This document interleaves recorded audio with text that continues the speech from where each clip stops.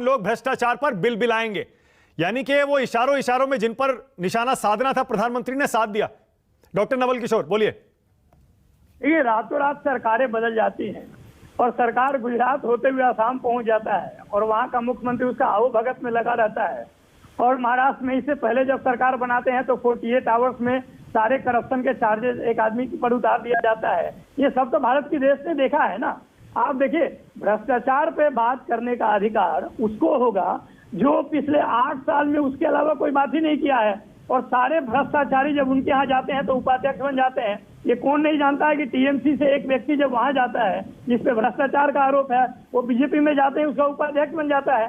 तो ये बात कहने की और करनी में अंतर है, ये भाजपा के डीएनए में है।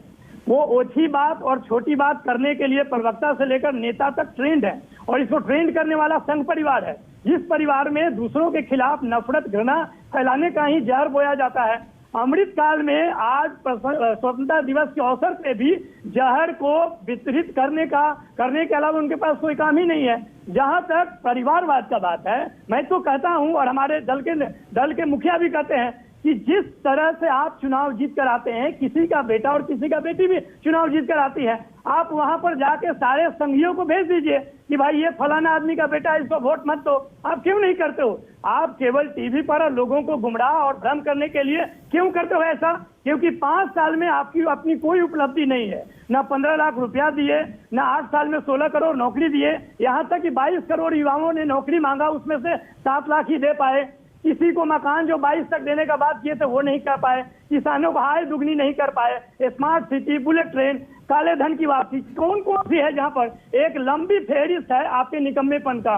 उसको छुपाने के लिए ये दूसरों पर कीचड़ उछालना कब बंद करेंगे? काम कीजिए। जहां तक विकसित भारत का बात कहते हैं और गुलामी को छोड़ने का बात कहते हैं, जवाहरलाल नेहरू भारत की आजादी के बाद ही गुटनिरपेक्ष होने का एक सबसे बड़ा संदेश दिया, विश्व में उसको सराहा और विश्व भारत को सबसे बड़ा सम्मान दिया उस समय। आप किस तरह की बात करते हैं? इनसे पूछते हैं जो कि अंग्रेजों के साथ गुलामी को रखने के लिए, बचाए रखने के लिए काम करते हैं।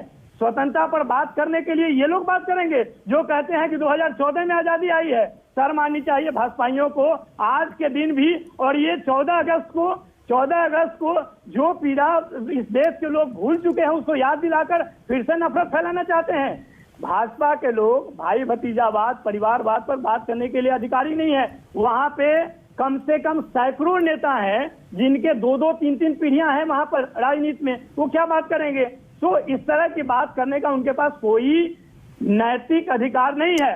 हाँ, बेशर्म होने का अधिकार है, जो कि पिछले 8 साल से खुले तौर पे मंचन करते हैं, गंजना करते हैं। यही लोग स्वदेशी जागरण मंच चलाते थे और आने के बाद सारा चीज बेच दी, एक इकाई बेचते जा रहे हैं। तो ये तो इनका पूर्व से लेकर अभी तक का योगदान है। ये क्या बात करेंगे परिवारवाद पर? ये सब क्या सीधे कीचड़ से जन्म लेते हैं या इनके यहाँ जो बाप के बेटे हैं वो जन्म से ही पैदा लेकर राजनीति पैदा लेते हैं और बाकी लोगों के जो बच्चे हैं उनको राजनीति आती ही नहीं है। जो वहां के वोटर हैं उनका कोई मतदान करने के समय कोई। मैं चाह रहा हूं भ्रष्टाचार पर भी बोलिएगा नवल किशोर। प्रधानमंत्री कह रहे हैं और प्रेम शुक्ला भी कह रहे थे कि जेल जाने वाले नेताओं को प्रतिष्ठा और सम्मान दिया जाता है। यहाँ पर इशारा आपकी तरफ है। नहीं, मैं उसमें बोल रहा हूँ जो भ्रष्टाचारी का पूरा गंगोत्री जहाँ पे फैला हुआ है, जिस जयप्रकाश जी का नाम लेते लेते ये थकते नहीं है। उन्होंने कहा था कि गंगा को साफ करना है तो पहले गंगोत्री से शुरुआत कीजिए। सारे चोर पिछले 8 साल पे या तो देश से भगाए गए हैं या सरकार उसका संरक्षण कर रही है।